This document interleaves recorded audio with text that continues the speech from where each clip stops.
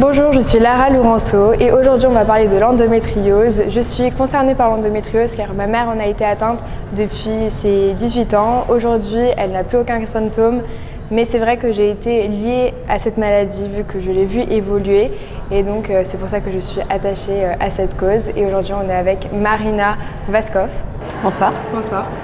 Qui êtes-vous? Que faites-vous? Présentez-vous. Donc, moi je suis Marina Vaskov, je suis épidémiologiste et je travaille sur l'endométriose depuis un peu plus de 15 ans maintenant et je suis présidente du conseil scientifique de la Fondation pour la recherche sur l'endométriose.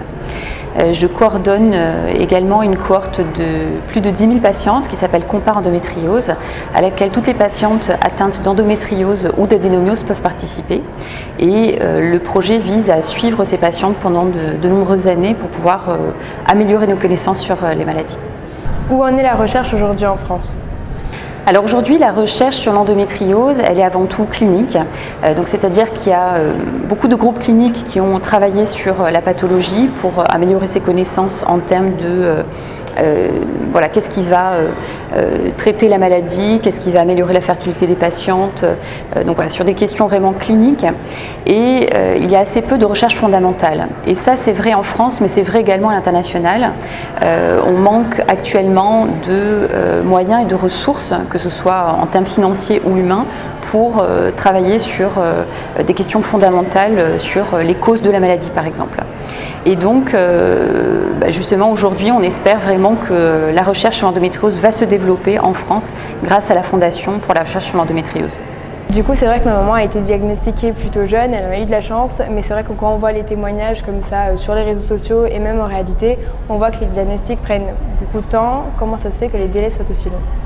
Oui, c'est vrai que le délai de diagnostic de la maladie est assez long, il est de 7 ans en moyenne.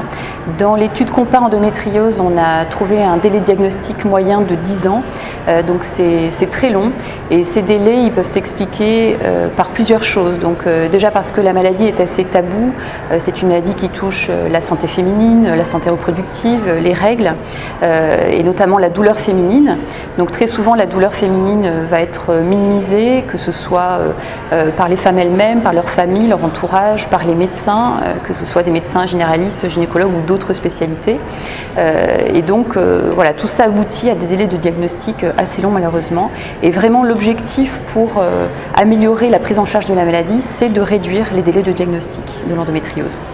Et donc justement c'est l'un des objectifs de la Fondation de pouvoir permettre à des projets de recherche de voir le jour qui puissent améliorer la prise en charge de la maladie pour pouvoir réduire ces délais de diagnostic. Merci beaucoup Marina pour toutes ces informations. Merci à vous et à très bientôt. Et à bientôt.